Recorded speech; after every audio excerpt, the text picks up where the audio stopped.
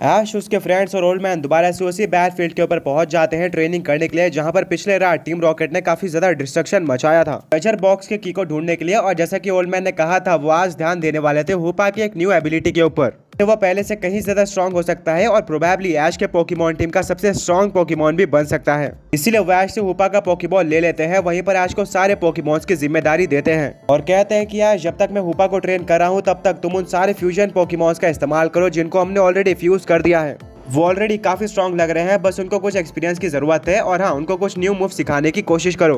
हम new fusions को बाद में साथ में ट्राई करने वाले हैं। ऐश कहता है, बिल्कुल ग्रैंडपा, जैसा आप कहो। ऐश बाकी सारे पोकेमॉन्स को लेकर अलग हो जाता है, जहाँ पर मिस्टी और सैना ऐश को ट्रेनिंग करते हुए देखते हैं। वहीं पर ब्रॉक, जो कि हर बार ऐश के साथ हुआ करता था, वो इस बार ओल्ड मैन के पास आ जाता है और कहता है कि ओल्ड मैन, आपके मन में क्या चल रहा है, आप हूपा को क्या सिखाना चाहते हो। ओल्ड मैन कुछ देर तक सोचते हैं और कहते हैं, ब्रॉक, ये काफी डिफिकल्ट तो है, अगर हूपा ये बाय चांस सीख जाता है तो हूपा अनस्टॉपेबल हो जाएगा और मैं बिल्कुल वही चाहता हूँ। ब्रॉक को थोड़ा बहुत तो समझ आ रहा था, बट अभी भी उसको क्लैरिटी की जरूरत थी। ओल्ड मैन कहते हैं, वेल, मैं तुम्हें रिवील कर देता हूँ।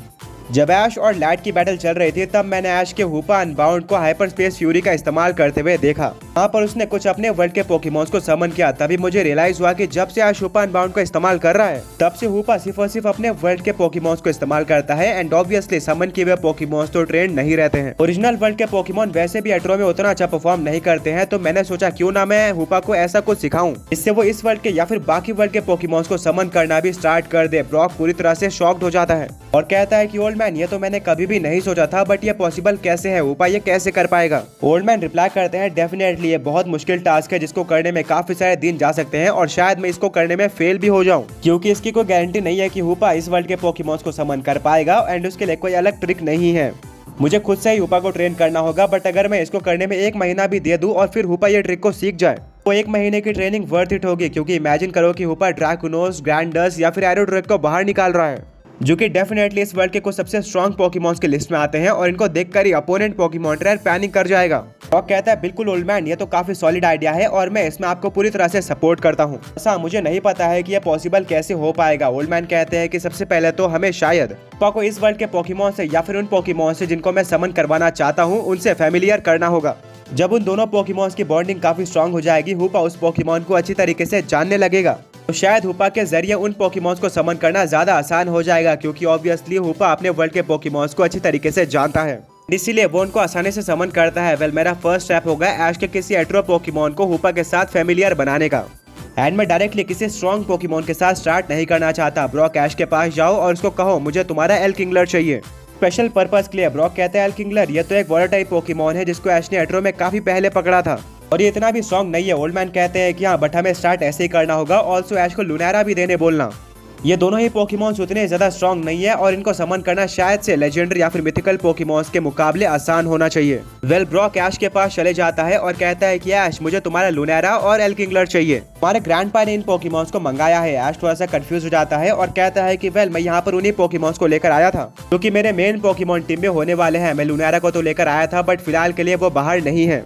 एल किंगलर तो मुझे पोकेमॉन सेंटर से लाना होगा, जिसके लिए अब मुझे हूपा की जरूरत पड़ने वाली है। फ्लैश ओल्ड मैन के पास जाता है और हूपा को एक रिंग बनाने के लिए कहता है, जिसका इस्तेमाल करके वो पहुंच जाता है पोकेमॉन सेंटर के पास, जहां पर वो अपने एल किंगलर का पोकेबॉल ले लेता है और फिर उसी रिंग का इस्तेमाल करके वापस फॉरेस्ट के अंदर पहुंच जाता है। वो ओल्ड मैन के पास एल किंगलर और लुनैरा को लेकर आ चुका था, पर तभी एक काफी अजीब चीज होती है। जहाँ पर ऐश के ग्रैंडपा और ऐश खड़े थे, वहाँ पर एक काफी ज्यादा स्मोक बॉम्ब का धमाका होता है, जिससे सभी लोग पैनिक कर जाते हैं और डर भी जाते हैं, क्योंकि आसपास कोई भी पोकेमॉन या फिर ट्रेनर नहीं था। इसके लिए कोई भी रेडी नहीं होता है। सबकी आंखें धुंधली हो चुकी थी और अब किसी को भी आसपास कुछ भी देखने को नहीं मिल रहा था। तभी ओल्ड मैन को फील होता है कि उनके हाथ में जो ट्रेजर बॉक्स था उसको कोई चुराने की कोशिश कर रहा है, एंड वो जोर से चिल्लाकर ऐश और उसके फ्रेंड्स को इन्फॉर्म कर देते हैं कि कोई ट्रेजर बॉक्स चुराने की कोशिश कर रहा है। सभी को पता चल जाता है कि ये कौन हो सकता है। ऐश जल्दी से अपने चार्जार्ड को बाहर निकालता है और कहता है, चार्जार्ड, अभी अपने पंखों का इस्तेमाल करके हवा को जनरेट करो और ये सारे के सारे स्मोक को क्लियर कर दो। ओल्ड मैन ट्रेजर बॉक्स को जाने नहीं देते और अपनी पूरी कोशिश करते हैं, पर लास्ट में कोई उनके हाथ से ट्रेजर बॉक्स ले ही लेता है। इतने में ही चार्जार्ड पूरे के पूरे विंड को क्लियर कर देता है और फाइनली ऐश और उसके फ्रेंड्स को टीम रॉकेट दिख जाते हैं, जहां पर जेम्स के हाथ में एक ट्रेजर बॉक्स होता है, बट उनके सामने ही एक रॉकेट टाइप की मशीन रखी हुई थी। वो काफी जल्दी में होते हैं। म्याउथ कहता है, जेसी और जेम्स जल्दी से इस रॉकेट मशीन के अंदर बैठ जाओ। इसके ऊपर पोकेमॉन अटैक का असर नहीं पड़ता है और ये काफी फास्ट भागती है। अब ये ट्रेजर बॉक्स हमारा ही है। ऐश अपने चार्जार्ड को फ्लेम थ्रोअर यूज करने के लिए कहता है। चार्जार्ड बिल्कुल ऐसा ही करता है, पर इतने में ही जैसे जेम्स और म्याओ तो उस रॉकेट मशीन में बैठ जाते हैं। आगे बढ़ने से पहले पिछले पोकी क्विज के विनर्स ये रहे। एंड आज का क्वेश्चन ये है कि जब से पोकेमॉन ट्रेनिंग स्टार्ट हुई है तब से ऐश के ग्रैंडपा ने किस पोकेमॉन के ऊपर सबसे ज्यादा ध्यान दिया है।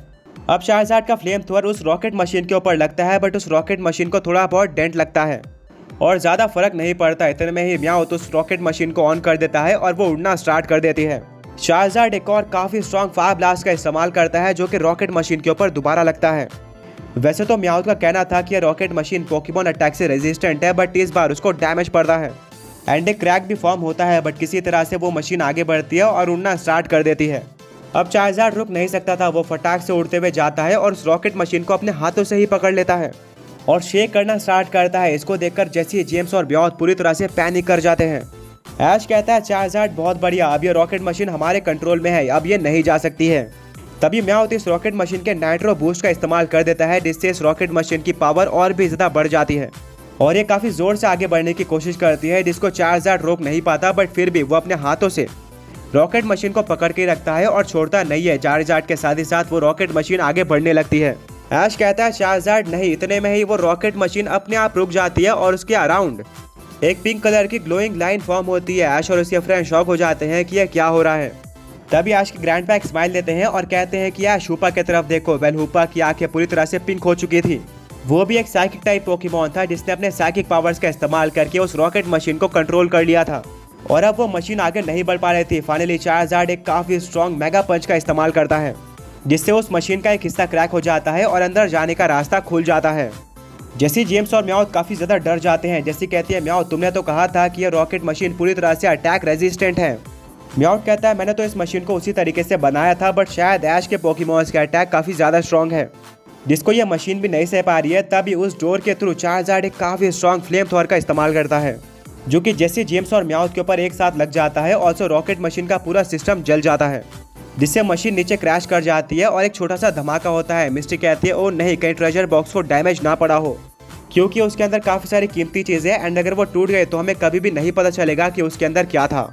सभी काफी नर्वस हो जाते हैं, बट भागते हुए उस पॉइंट की तरफ जाते हैं जहाँ पर ये रॉकेट मशीन क्रैश हुई थी एंड वहाँ पर पहुँचने के बाद उनको देखने को मिलता है कि रॉकेट मशीन 2 हिस्सों में बढ़ चुकी थी और उससे धुआं बाहर आ रहा था।